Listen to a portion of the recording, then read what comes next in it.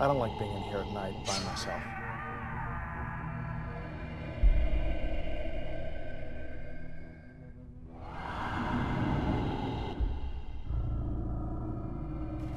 If there are ghosts anywhere, they would be here.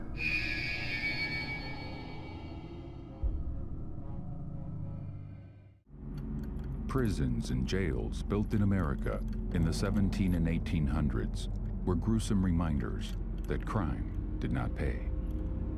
In a time when deplorable living conditions walked hand in hand with death and personal tragedy, these institutions of punishment were truly terrifying places that assuredly left deep psychic fissures in this world and the next. The Eastern State Penitentiary in Philadelphia, Pennsylvania, was just such a place.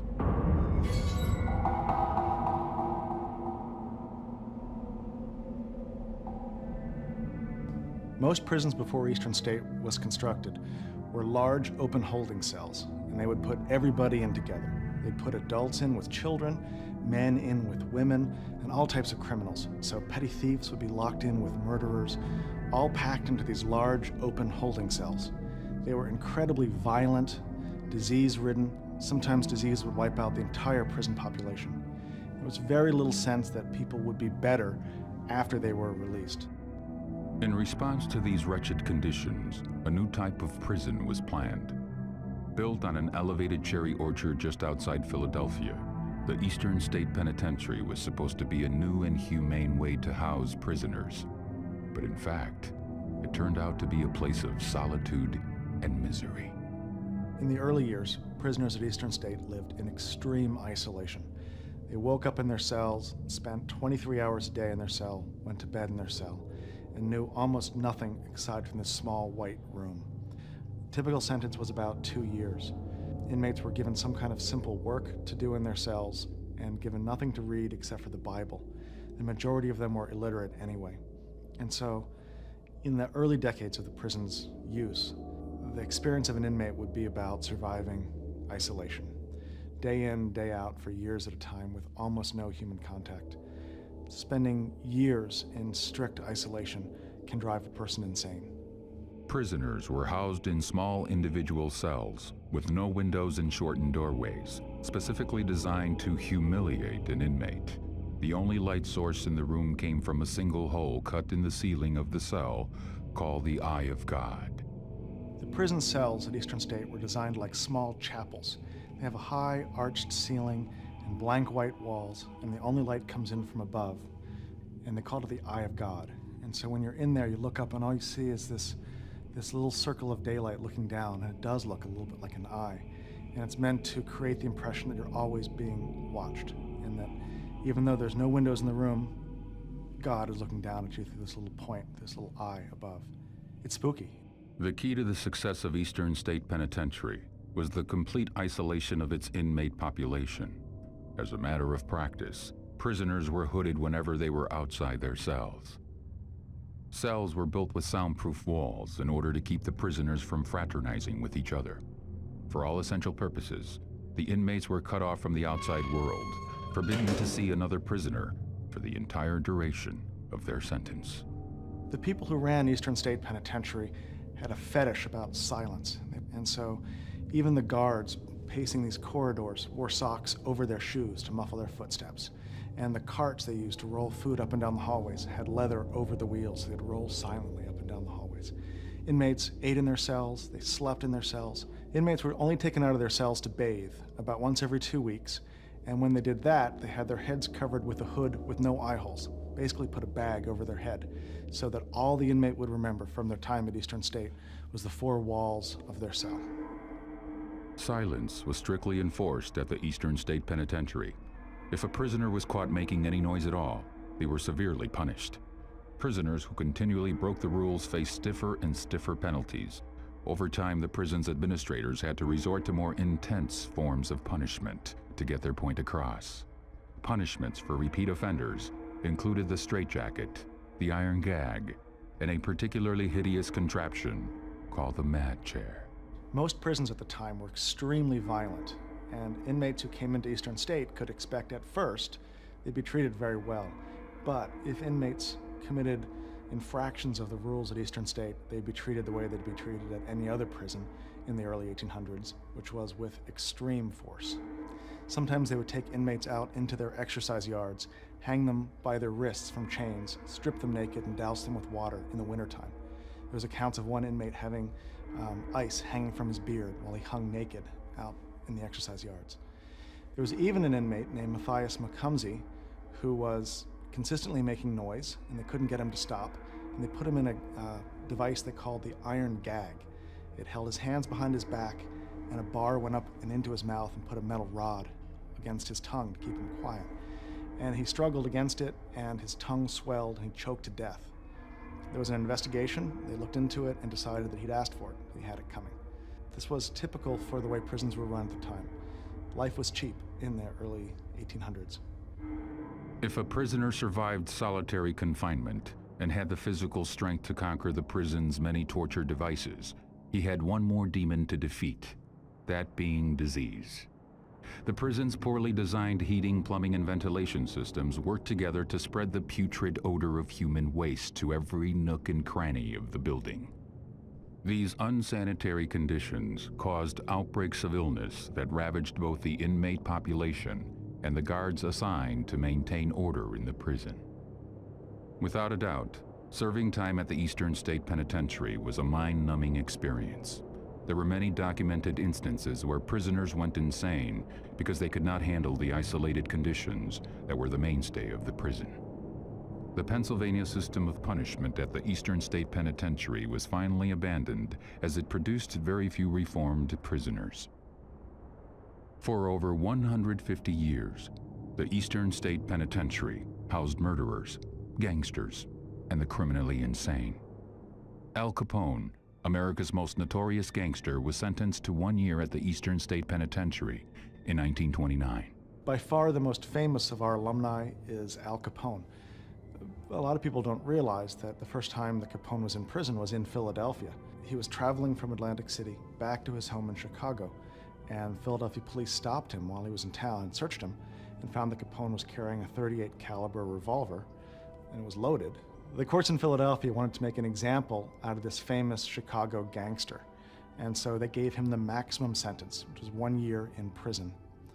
Ironically, though, they sent him up here to Eastern State Penitentiary, and while the courts were trying to be harsh with Capone, the Department of Corrections was extremely generous.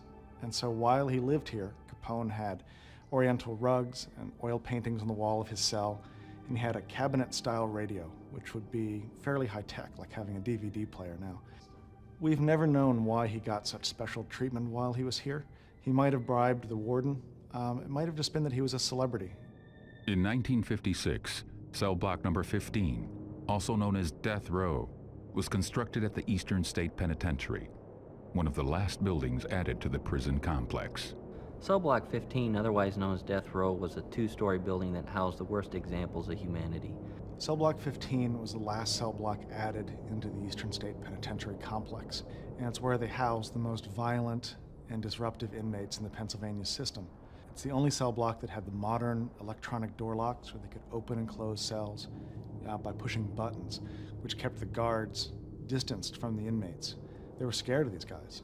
Many inmates spent the last weeks, days, hours of their life inside of cell block 15, and on the day of their execution, they'd be shipped out to a different institution to die in Pennsylvania's electric chair. By the 1960s, the march of time had been particularly unforgiving to the old prison. The Eastern State Penitentiary was considered out of date and in a state of miserable disrepair, and in 1971, the Commonwealth of Pennsylvania officially closed the doors of the historic Eastern State Penitentiary.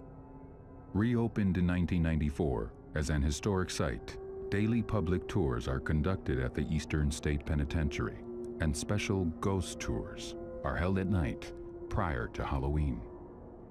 No better place could be found to host a ghost tour. In fact, many visitors come to the prison in the hopes of having a supernatural encounter with one of its many spirits. The prison's fortress-like atmosphere, crumbling cell blocks, and water-stained ceilings most certainly lends itself to the perception that the place could be haunted. I think there's a couple different reasons that Eastern State is so haunted. First is the stone construction. A lot of old buildings, especially public works buildings, were made out of stone.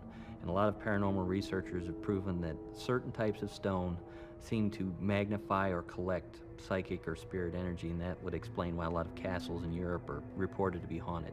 Just the untimely demise of so many people and so many horrific experiences of the different prisoners there really have embedded themselves into the very foundations of the prison.